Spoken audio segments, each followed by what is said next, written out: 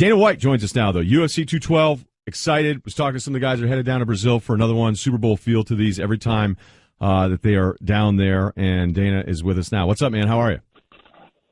I'm great, buddy. How are you? I'm good. All right, so this is one of those matchups, Naldo and Holloway, where you go, not finally, but like these two dudes are absolutely at the top of this division, and we know with Aldo, like, losing to McGregor, people are going to knock him legacy-wise. He hadn't lost before that since 2005. So let me start with him. What have you seen from him in his most recent fight and in the last year since his win that makes you think you have an understanding of how he feels going into Saturday? Yeah, you're 100% right. He hasn't lost since 2005 until he faces McGregor. The most dominant flyweight champion ever, and until McGregor, the only flyweight champion ever. He's beat the who's who. He's beat everybody. Then when you look at Max Holloway, he's on a 10-fight win streak, almost impossible to do in the UFC. He, too, has only, in that win streak, lost to Conor McGregor. He lost, then he went on a 10-fight win streak, and he went the distance with McGregor. So, very, very interesting fight. Yeah, because I was listening to some comments like Aldo, 13 seconds. I mean, we all saw it against McGregor, and then like I'm not as tough on guys as other people are, but I would hate to think of this dude who, pound for pound, maybe the greatest in history, that because that went that poorly and there was all the talk and those guys really didn't like each other, that now I'm supposed to completely change how I feel about Aldo. I guess maybe that's the way it works, but yeah. Do you think that that's what's going to happen to him even if he comes out victorious on Saturday? No, I think that, and listen, it's not like he hasn't been screaming for the rematch with McGregor too, because he has been. Obviously he wants that fight again, and I don't think it tarnishes his legacy at all. He is the greatest featherweight to ever live. Okay, so on the belt side of this thing, it's been reported that McGregor said, "Yeah, I'm good. I'm going to give this thing up," and then he was trying to tell people that he didn't, and that's the belt that these guys are fighting for. So what's true about that? Right. So I gave McGregor the option. You wait. Listen, I'm going to let you fight for two belts. Never been done. We've never let anybody do it. But when the fight's over, you have to give one up. You did it. You got both belts, and But the way Conor looks at it is, how he is anyway. If I don't care who's got the belt, I'm still the guy. I'm the guy that won. I'm the champ. Right. I mean, I wouldn't. If I'm him, I am thinking these guys just both took losses from me. So you go ahead and have your fight. Also, this past weekend, right. Watching Gustafsson, Teixeira is so tough. I get it. But Gustafsson's so much quicker, his hands, the way he looked in that fight. Do you see enough out of him now to think that once the Jones, Cormier stuff, all the stuff finally gets settled, that he is in that group with those guys? That fight was awesome. That fight was awesome. And the finish was awesome. It was a really good fight. And right now, the way that I look at it is Jimi Manuwa will be on that same card, and he's actually going to fight the guy that beat Serganov.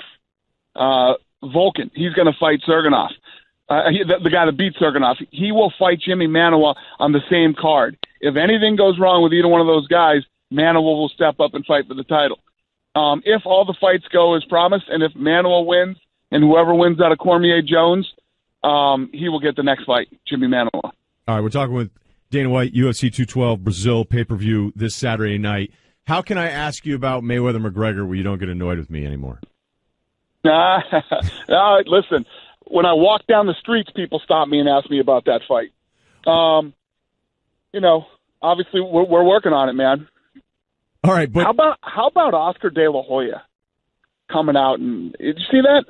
Yeah, go ahead. What was your reaction to that? Oscar De La Hoya. Well, I've known Oscar for a long time, and anytime Oscar's had a fight, I've always been supportive of his fights, and he's saying that this thing's a big money grab. What was Chavez Jr. versus Canelo? Was that a legit fight that everybody was supposed to wonder how that was going to turn out? I don't know. He went on Facebook. I can't believe it. You're right. So he's basically going on Facebook trashing the idea of this, saying that boxing fans need to not take part in that. So. He went on Facebook begging fans not to watch it. What will you say begging to him? Fans not to watch it. What will you say to De La Hoya? It's so weird. I honestly don't even know what to say. It's the weirdest thing that I've ever seen, ever, anywhere, in any promotion.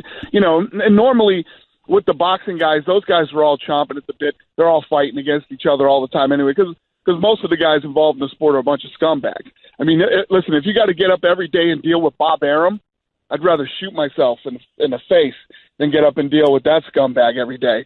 But, you know, I've always had a pretty decent working relationship with Oscar, and it was just completely out of left field and weird and out of character for him.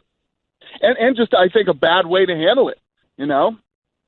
So, Dana... What do you care if these two fight? And I don't know if you saw 4 months earlier, he was calling for the McGregor-Canelo fight. Well, that's where I would ask you the follow-up. McGregor versus Canelo. Right, that's the follow-up there. The Arum has offered up Pacquiao if Floyd can't go here. So this sounds like a no.